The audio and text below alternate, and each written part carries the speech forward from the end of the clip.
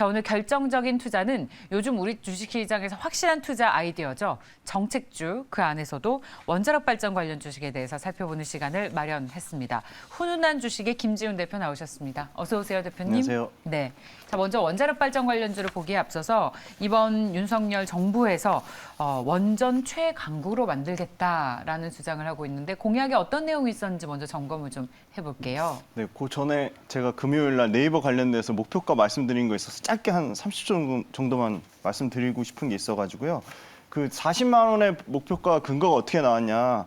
지금 네이버 지금 목표가를 낮춰서 증권사 목표가 평균이 지금 45만 한 2천 원 정도가 되고요. 그리고 지금 1년 최저점 기준으로도 지금 현재 주가의 계류율은 10%밖에 안 됩니다. 그러니까 그만큼 낮은 가격 수준이라고 보고 있고요. 2022년을 포함해서 6년 PER 평균이 35배 수준입니다. 근데 지금 말씀드렸지만 2022년 실적 추정치 기준으로 평균 PER은 31배 수준이기 때문에 그 PER의 갭도 10% 이상 차이가 난다. 갭 차이가 있고 그다음에 아까 말씀드린 실적 증가율이 20% 넘게 증가율 차이가 나기 때문에 아까 말씀드린 PR의 갭과 실적 증가율의 갭 차이만 33% 정도 차이가 나기 때문에 40만 원이란 목표가는 뭐 한 달, 두 달 그거는 당연히 주가는 예측할 수도 없는 부분이고요. 1년을 기준으로 봤을 때 충분히 그 정도는 실적 증가율과 목표가 계류율, 증권사 목표가 계류율, 그다음에 PER, 6년치 평균 PER의 계류를 합쳤을 때 약 35%의 좀 그 계류율이 남아서 그렇게 목표가 40만 원을 선정했다 말씀드릴 수 있을 것 같고요. 윤석열 원자력 공약 그 정책 관련돼서 좀 말씀드리겠습니다. 좋습니다. 네, 기본적으로 탄소 실현 가능한 탄소 중립을 목표로 했고 그다음에 원전 채광국 건설하겠다 했습니다. 그래서 문재인 정부의 탈원전 그걸 전부 백지화하겠다고 그렇게 밝힌 것 같고요. 네. 이제 제일 중요한 건 비중인데요. 2021년 기준으로 신재생 에너지가 약 10% 미만입니다. 한 8% 정도가 되고요. 그다음에 석탄이 한 37%까지 됩니다. 그리고 나머지 이제 원전이 20%대인데요. 이 원전이 지금 국내에는 24기가 원전이 가동 중인데 원전 관련해서 이제 30년 이전에 다 그 10기 정도가 설계가 이제 그 수명을 다하게 됩니다. 그래서 이 부분을 연장하거나 설계 관련돼서 연장하거나 아니면 이제 확대하는 방향으로 하겠다고 했고요. 특히 신고리 2호기의 가동 연장을 빠르게 추진하겠다. 그렇게 밝힌 바 있고 경북 울진군의 신한울 3, 4호기 같은 경우가 1,400메가와트급입니다. 1,400메가와트급의 신형 원전 발전을 2기를 공사를 재개할 계획으로 밝혔습니다. 원자력을 포함해서 역시 에너지 정책인데 원자력, 배터리, 태양광, 수소 등 글로벌 탑3의 기술 강국으로 육성하겠다고 밝혔습니다. 그리고 또 기대되는 부분은 역시 차세대 원전이라고 밝힐 수 있는 소형 모듈 원전 SMR의 그 실증 개발과 그다음에 SMR의 수출과 관련해서 전폭적으로 제도적으로 지원하고 재정적으로도 지원하겠다 그렇게 밝혀서 이분 소형 모듈 원전 관련된 SMR 관련된 기대감도 있다고 말씀드릴 수 있을 것 같고요. 그 원자력을 통해 제가 기대하는 부분은 수소 생산입니다. 그래서 원자력을 통한 수소 생산의 개발 기대감도 여전히 가지고 있다. 그리고 아까 말씀드렸듯이 2030년까지 후속 원전을 10기 이상을 추가적으로 계속 후속 원전 수출 10기 달성을 목표로 삼고 있습니다. 근데 요즘 그 에너지 가격이 모두 다 오르고 있는데 네. 러시아와 우크라이나 사태가 여기 불을 지폈잖아요. 네. 그러다 보니까 우라늄 가격까지 급등하면서 원전 에너지 가격도 추가적으로 오르면 이 원자력 발전 관련주에는 어떤 영향이 있는 것인지 점검을 좀 해볼 필요가 있을 것 같아요. 맞습니다. 우라늄이 지금 주목받는 이유는 원전 에너지의 가장 핵심 원료라고 할 수 있습니다. 우라늄이 오를 경우에는 원전의 연료비 단가가 상승하는 효과가 발생을 하고 있고요. 우라늄 같은 경우는 이제 그 원석을 가공해서 전광의 형태나 농축의 형태로 지금 한수원이 한국수력원자력발전소가 수입을 하고 있는데요. 이 수입은 평균 10년 단위 계약을 맺고 있습니다. 그만큼 장기 계약을 맺기 때문에 엄청나게 원전 에너지의 가격에 큰 변화를 가져온다든가 그런 부분은 좀 극히 제한적이라고 볼 수 있고요. 다만 이제 그 우라늄을 수입하는 데가 이 러시아, 영국, 프랑스로부터 3분의 1씩 공평하게 나눠서 공급을 받고 있는데요. 이 나머지 그러니까 그 영국과 프랑스를 제외한 러시아의 3분의 1 물량 그 감소에 따라 우라늄 가격이 급등하지 않냐 그런 우려는 있지만 충분히 러시아 3분의 1 공급분을 영국과 프랑스에서 충분히 추가 조달이 가능하다고 합니다. 그런 부분이 있고요. 원자력 관련해서 원전은 전기 1kW 생산 비용에서 우라늄, 그러니까 원자재가 차지하는 비율, 우라늄의 비중이 10%가 채 미만입니다. 이에 반해서 LNG나 우리가 많이 비교하는 석탄화력 발전 경우는 석탄화력 발전은 50%가 넘고요. LNG 같은 경우는 75%가 됩니다. 그만큼 발전 단가에서 원전 같은 경우는 발전 설비 구축과 인건비, 기타 제반 비용이 90%를 차지하기 때문에 이런 우라늄 비중 자체가 10%가 안 되기 때문에 이 우라늄 비중 때문에 원전 에너지 가격이 급격하게 상승한다는 것은 좀 다소 제한적이다. 그렇게 좀 말씀드릴 수 있을 것 같습니다. 그리고 또 최근에 우라늄이 급증한 이유는 역시 예. 우라늄의 재고가 올라갔고요. 그러니까 재고 미리 축적하려는 물량이 굉장히 많아졌고 작년 7월 달에 우라늄을 직접 사들이는 캐나다 우라늄 관련된 ETF가 생성됐거든요. 그래서 이런 그 수급의 이슈 때문에 그 뉴욕 증권거래소 상장된 우라늄 관련된 기업들도 뭐 최근에 뭐 60% 넘게 다 오른 부분이 있지만 이런 부분은 본질적인 펀더멘탈의 문제라기보다는 그렇죠. 수요 공급의 이슈에 따른 부분이기 때문에 예. 그 최근에 니켈 관련돼서 비철 금속도 엄청나게 올랐잖아요. 그렇죠. 그 부분도 중장기적으로 보기에는 좀 다소 좀 그래요. 그렇게 영향이 크지 않나 그렇게 보는 거라 이런 우라늄도 같은 관점에서 접근하시는 게 좀 더 그 논리적 근거가 더 맞지 않나 그렇게 판단하고 있습니다. 에너지 가격을 보고 에너지에 투자하시는 선물이나 네. 뭐 이런 거 투자하시는 맞습니다. 분들도 극적으로 합의가 되면 급락할 가능성이 네. 있기 때문에 비중을 크게 못 실으시더라고요. 네, 네. 근데 전반적으로 지금 다른 주식 계좌들이 워낙에 죽쓰고 있다 네. 보니까 일시적으로 수급 때문에 이슈를 받는 것 같습니다. 예. 근데 이 주식이 아무리 그 포트폴리오 안에서 비중이 작아도 네. 워낙 급등세를 보여주니까 그래도 포트폴리오가 이제 평균은 좀 맞춰지는 마이너스는 안 나는 그런 상황이라고들 하세요. 근데 급등한 만큼 또 급락할 수도 급락할 있는 수도 있는 거니까요. 거잖아요. 그래서 그거는 항상 비중을- 리스크가 따르는 부분이니까요. 예, 그래서 비중을 한 뭐 전체 포트폴리오 안에서 10% 정도로밖에 제한적으로 못 두는 것 네. 같습니다. 근데 이제 앞서 말씀하셨듯이 우라늄 가격의 부각으로 인해서 국제 시장에서는 관련 주식이나 상품, ETF, 펀드들이 많이 오르고 있는데 국내 주식 시장에서 혹시 우라늄 관련 주식을 직접 투자한다면 관련 주식이 있습니까? 이 우라늄 관련돼서 직접적으로 우라늄 뭐 광산을 갖고 있다든지 우라늄을 가공하거나 기술 개발하는 업체는 없고 다 없다. 결국은 우라늄과 연관된 원전 관련된 기술을 가진 장비 업체, 그다음에 그 장비와 관련된 뭐 부품을 납품하는 업체, 그다음에 두산중공업까지 두산중공업처럼 실제 원전을 설계하는 업체 그런 주가 다 우라늄 관련주로 꼽히고 있고요. 직접적인 우라늄의 원자재 가격 상승에 따른 수혜주는 저는 없다고 보고 있습니다. 없군요. 네. 자, 그렇다면 이제 원자력 발전 관련주들의 본질적인 이슈로 넘어가서 오늘은 주식시장에서 좀 많이 빠지고 있어요. 두산중공업 제외하고는 네, 원자력 맞습니다. 발전 관련주들이 좀 하락폭이 그래도 큰데 뭐 혹시 특별한 이유가 있습니까?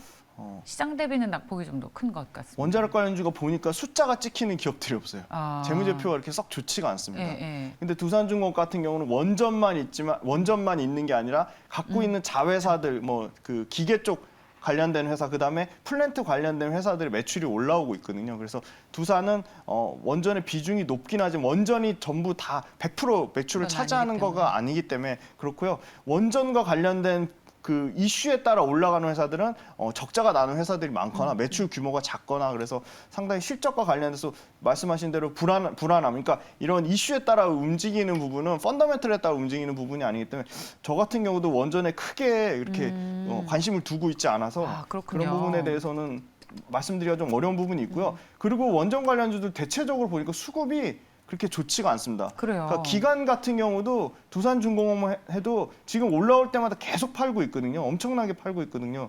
근데 그렇다고 외국인 수급이 붙어주는 것도 아니고 근데 작은 회사들은 아예 그 기관들의 그 수급과 관련돼서 굉장히 좀 영향이 적기 때문에 결국 사주는 주체가 있어야지 오르는 부분인데 예. 그런 부분은 수급 관련돼서도 크게 특별히 이슈가 없어서 아무래도 그 굉장히 선별해서 투자해야 되지 않나 그렇게 판단하고 있습니다. 근데 이제 아무래도 정책주 가운데서 제일 확실한 게 건설주만큼 확실한 게 네, 원자력 발전 맞습니다. 관련주라고 해서 사실 다 알고 있습니다. 웬만한 시장 참여자분들은 뭐 이른바 로봇이나 바이오주들처럼 실적은 안 나와도 정책 기대감으로 오르는 종목이라는 기대감이 있어서 그런 차원으로 투자하시는 분들이 선별적으로 계실 텐데 그렇다면 2030년까지 원전 10기를 수출하고 또 여기서 일자리를 10만 개 창출하겠다. 그러니까 이른바 원전에서도 수출 관련주들도 또 분류할 수 있을 것 같습니다. 네. 네. 일단은 수출 관련돼서 좋은 말씀을 해주셨는데요. 네. 기본적으로 한국전력하고 한국수력원자력 이원화된 거를요. 이제 아마 범정부 차원에서 원전 수출 지원단으로 일원화할 경우 그만큼 압축 집중 지원이 될 경우에 상당히 기대를 하고 있고요. 수출 관련돼서는 좀 기대의 모멘텀을 갖고 있습니다. 지금 네. 아랍에미리트를 포함해서 사우디아라비아, 아까 이 중동 쪽은 한전이 잘 포지션을 잡고 있고요. 체코, 폴란드, 유럽은 한국 수력 원자력 발전소가 잡고 있습니다. 한손이 잡고 있어서 지금 2009년에 사상 처음으로 아랍에미리트에 4기 수출한 이후로 2011년에 후쿠시마 또 사고도 있었고 글로벌 원전 시장 자체가 전체적으로 침체돼 있고 또 문재인 정부가 탈원전 정책 10년 동안 했기 때문에 추가 수출이 없었거든요. 그래서 수출의 모멘텀은 여전히 있다. 왜냐하면 EU에서 그 원전의 청정 에너지에 포함을 시켰어요. 그래서 이 텍소노미 포함해서 청정 에너지를 분류를 했고 프랑스와 영국 중심으로 이 원전 강국인데요. 프랑스와 영국 중심으로 신규 건설이 앞으로 계속 속도를 내고 있다. 그래서 세계 원자력 협회가 지금 원전 100기가와트 추진하겠다고 했고요. 30개국에서 440기인데 특히 신규 아예 원전이 없던 30개국에서 원전 건설 계획이 있습니다. 그래서 터키, 베트남, 우즈베키스탄에서 계획이 있고 아까 말씀드린 강국이 이제 미국의 웨스팅하우스가 그 강국이거든요. 설계적으로도 그렇고. 근데 이 사우스캐롤라이나에서 원전 건설을 포기를 했고요. 프랑스도 핀란드의 올킬루워터 원전 건설을 13년에 이제 건설 포기했습니다. 그래서 이 서방 국가의 원전 건설 능력이 좀 떨어지기 때문에 아까 말씀드린 한미 동맹에서 이제 두산중공업이라든지 한전 KPS 같은 회사들과 한전기술 같은 거 이 조인해서 그러니까 협력의 차원을 넘어서 이제 동맹의 차원으로 간다. 그래서 상당히 우리나라 이쪽 큰 대기업 관련된 공기업 관련된 부분은 조금 다소 아까 말씀 작은 기자재나 부품을 납품 회사들보다는 당연히 주목받을 수밖에 없다. 그래서 아마 주가도 차별화된 흐름이 나오지 않을까 그렇게 좀 예상해 보고 있습니다. 원전 투자가 쉽지 않네요. 네. 오늘 주식시장에서도 선별된 차별적인 맞습니다. 움직임을 나타내는 것을 보니까 SMR 얘기도 했었는데 소형 모듈 원자로가 시장에서 부각되면서 다시 한번 또 원자력 발전 관련주들이 그 부각이 됐었던 적도 있습니다. 근데 내용을 들여다보니까 우리나라보다는 유럽에 더 맞는 맞습니다. 환경인 것 같습니다. 그래서 실제로 이 SMR이 우리 시장에서도 부각을 받을 수 있을지 기술이 개발이 되면 역시 회의를 가지고 있는 것도 사실인데요. 네. 어떨까요? 그 부분 좀 말씀드리기 좀 어려운 부분이 있습니다. 이제 예. 결국 다 기대감인데요. 기대감보다는 이제 실제 그게 이제 어떻게 투자로 이어지고 그게 실제 숫자로 매출과 이익으로 찍히냐인데요. 그 부분에 대해서는 가장 그나마 기대할 수 있는 부분이 역시 두산중공업입니다.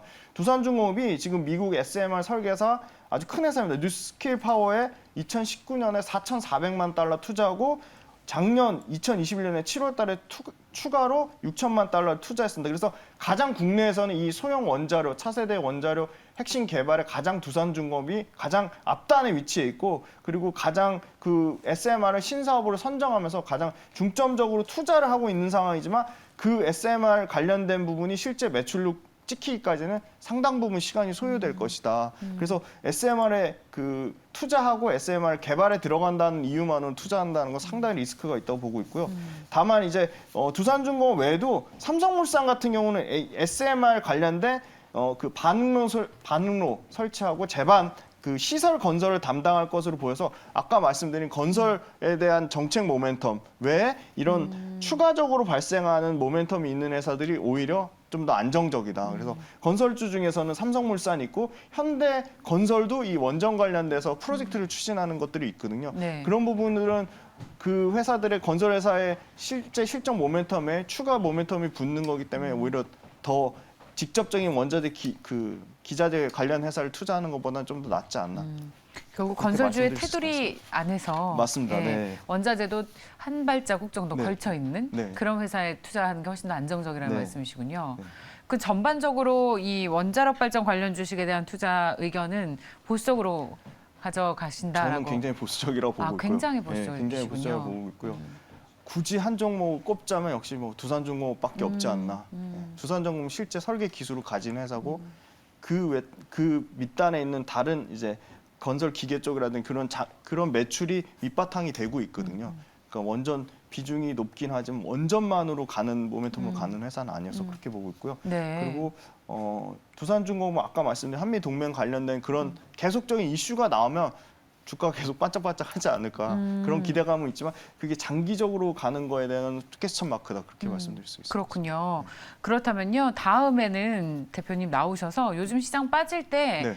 현금 있으신 분들이 뭘 좀 바닥에서 사야 되는지들 아, 많이 이제 물어보실 때가 네네네. 됐어요. 이제 전쟁 리스크가 많이들 이제 좀 내성이 생기셨나 네. 봐요. 그래서 혹시 지금 이렇게 빠질 때 살만한 종목들을 대표님은 뭘 보고 계시는지 다음에 나오셔서 그 얘기를 좀 진짜 속내를 좀 밝혀주시죠. 아, 네, 감사합니다. 네. 그 굉장히 드린 말씀은 많은데 네, 그렇죠? 이거는 네, 원전 관련해서 저도 굉장히 보수적으로 보고 있어서 말씀드리는 게 제한적일 수밖에 없다 그렇게 좀. 네, 네, 좋습니다. 네. 자, 원전 투자하시는 분들은 참고하시기 바랍니다. 훈훈한 주식의 김지훈 대표였습니다. 고맙습니다. 네, 감사합니다.